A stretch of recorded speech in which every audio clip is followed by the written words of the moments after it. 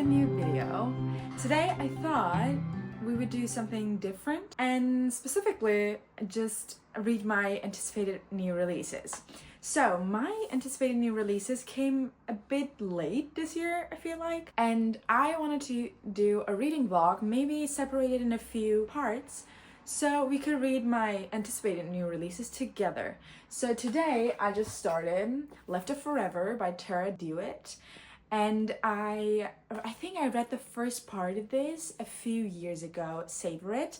It's here. I have the German ARC edition and I loved it. I loved the whole small town vibes. I loved, like, just in general, I love the idea of Oregon. I've never been, but I would love to go there. And the fact that this plays in Oregon, in a small city, small town rather. This is the second book and it's a second chance romance. It's funny because I've already read Before I Let Go this month, and now reading this, which is also second chance romance, is kind of funny, to be honest. I am currently 56 pages into this book and it's so cozy, and I did for a second think whether I should reread Savor It before I read this one, but I'm just like, first of all, this cover is beautiful. And second of all, it's just so cozy. There was one questionable scene where I was like, okay, this is not the best. But other than that, it's going very cute and very cozy. It's about Ren and Ellis. They have been together since they were children, and they got, like, I think Ren got pregnant when she was 17 and Ellis was 18. And then they kind of were together for 10 years, and then I think 4 years ago from the present they got divorced because they went through something and they just couldn't continue their relationship. We read how Sam, the son they have, gets into college and the road trip in order to bring Sam's stuff to university to him. So they're doing a road trip together through the California coastline. Even though this series is actually a small town romance, Savor It is more small town than this one. This does start in the small town, but still will be continuing, I think, mostly as a road trip. It's so far very good, and yeah, I'll update you. And other than that, I think of maybe reading in general for this series. I would be doing it in 2 parts or 3, because I have currently 3 other anticipated releases with me, and Kotabas is also coming at the end of August, so I think I would do a specific video for Kotabas maybe. I'm not really sure. But for now, let me show you all the anticipated releases. We have 3. First of all, we have Gifted and Talented. I have the ARC copy. It's not because I got the ARC, because my friend got the ARC. She works in a bookstore and she automatically gets the ARCs of books, so they have to read it beforehand. But she gave it to me because she was interested in it. I have, oh, these are also the Wrens. Anyways, I have no idea what it's about. I have been waiting to read this one for a while now. I think it's been like 2-3 months, but currently it's a bit, like, in general, a very gloomy weather for the next couple of weeks, so I think this would be perfect. And this art cover is so pretty, and it also says like April 2025. I am excited, but the font is very small, but yeah. Then we have My Friends, which I just recently hauled. I'm very excited for this. I think Fredrik Backman's books are best for gloomy weathers, so I think I will be waiting for all of these, besides the last one, to read it in the gloomy weather. I also waited for Left of Forever to read it in the gloomy weather because it's just a small town romance, and small town romances are to be read in gloomy weather, I feel like. And yeah, Fredrik Backman, I'm very excited, even though it does not give very gloomy weather. I would prefer reading it. But I also have the Beartown series to read this winter. I think I would be reading it, or maybe like autumn to winter. I think I'll first read this one. Maybe it'll still be in this vlog, I'm not sure. And the last book I've got, this is Without the Dust Jacket, but this is Great Big Beautiful Life. Great BBL, like most people are saying. And this is also special edition. This is also for my friend, but that she read it and she lent it out to me because I'm kind of scared to get Emily Henry books right now, since I do have a love and hate relationship with her writing. It just depends on when I read her books. For example, I do have kind of a Emily Henry shrine at this point. Not really, but I do have Happy Place, People We Meet on Vacation, Book Lovers, and I got the German arc for Funny Story. I loved Book Lovers and Funny Story, also Happy Place, but the problem is just when I read Emily Henry in a kind of slumpy mood, I tend to not like her book. So I do need to wait for the perfect moment to read this. But yeah, I'm very excited to read all this. And the last book on my anticipated releases list is Catabasis, which will be coming out very soon. And I'm also going to the event of R.F. Kuang in Cologne. Oh my god, I'm so excited. I need to show, this is the first time I think I'm showing you guys the books I have. I have all the Poppy Wars series here, Babel here. I don't have Yellowface because I listened to it as an audiobook. I liked it, but I don't have to own it. I'll let you know when I have any updates on Left Forever.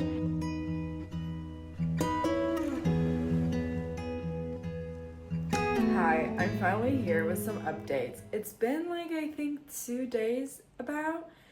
I'm not sure. The days have been feeling so much longer that I'm like, most things feel like they've been passed to 4 days ago, but they've only happened like yesterday or the day before. So I guess, yeah, that's why my present is a bit distorted, I guess. I'm 200 pages into Left of Forever. I plan on finishing it today because today is the 31st of July.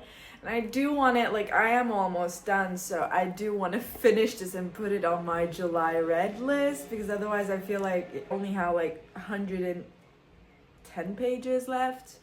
I think it's very doable because I don't have any plans today anyways. It would also make me help prioritize reading a bit more because I have been like not reading that much. I don't know. Anyways, I'm currently enjoying this one. There was one thing that happened in page 48 that kind of gave me the ick of the main love interest. I love the vibes. They're doing their road trip back from California to Oregon, and they are having some stops, and it's kind of getting steamy at this point. I don't know, I am enjoying it, but it's not my favorite. I think I will still keep this book since I have the first book, and I do love the series because of just the vibes. It gives me the coziest vibes. That's, I think, the main thing I can say. I love the family aspect in this one. It's so light outside, I cannot keep my eyes open. Yeah, that was my update. I'll let you know when I'm done with the book.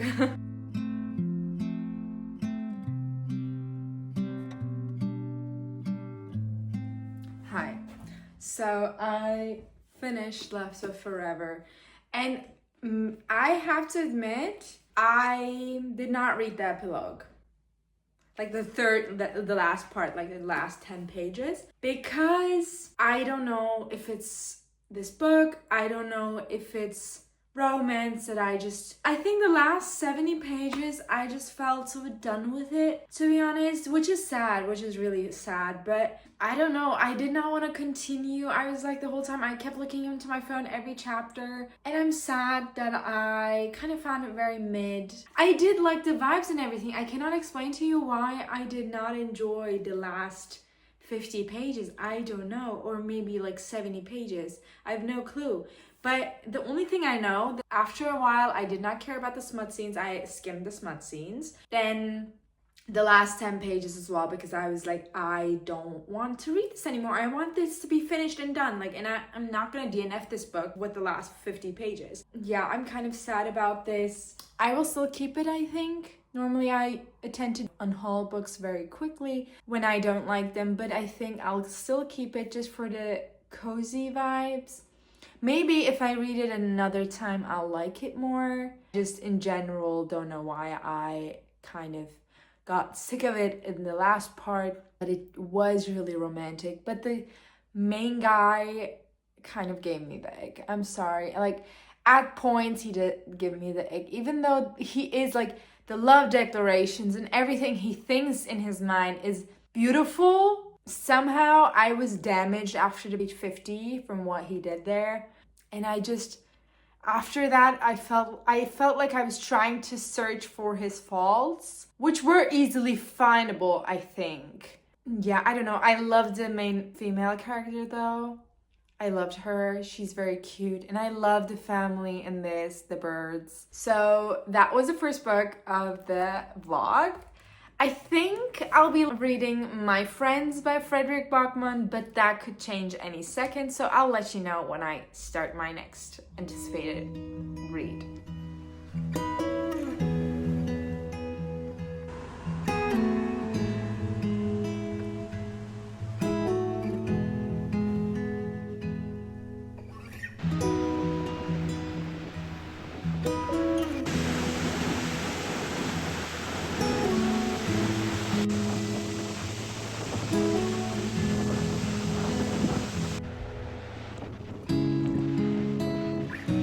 Hi, so I'm back with an update.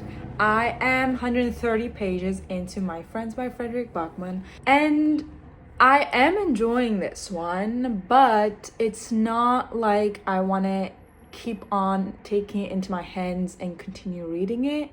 So I don't know if that's a good thing right now or not. I'm 1/4 in. I love his description of grief a lot and about feelings and emotions, and it's like I always say, awkward cozy fiction. But in this one, I'm not sure. I am not really into the plot yet. I'm not really invested in what's going on. But we'll see. That's the only thing I can update you on right now.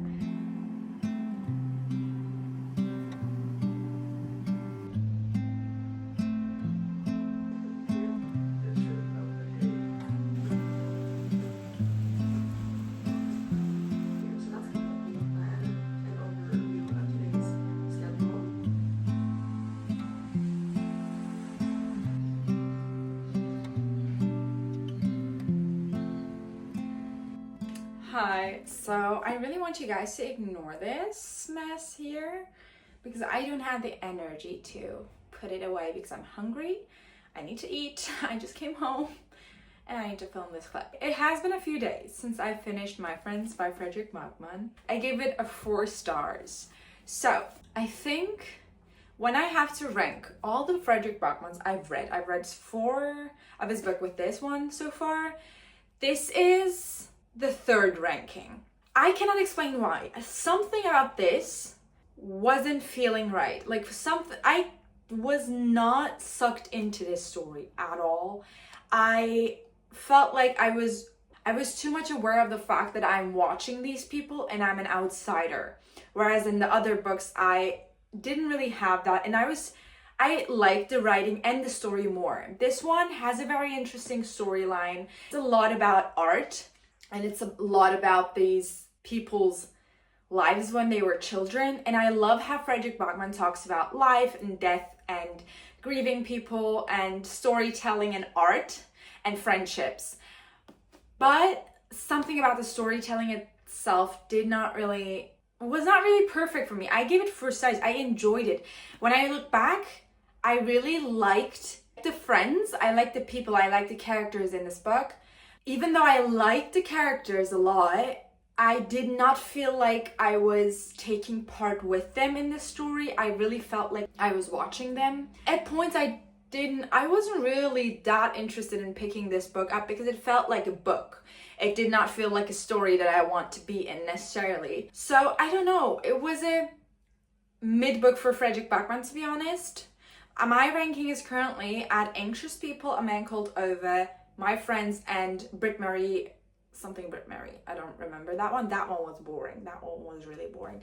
But I love Anxious People and A Man Called Ove because I don't know, something about those books really had me. This one, like I said, when you look at the characters, I really like the characters. I really liked his quotes. Like, he has so many, I tabbed a lot. He has so many beautiful quotes in this book, and oh my god, yeah. But only the storytelling somehow I did not really love, which is sad. But I will still be keeping it because it's Frederick Bachman. He is my favorite author. So yeah. So this part of reading my anticipated releases is done. I will be posting this one, and I think the other 2 books I'll be reading in like another vlog. So yeah, thank you for watching.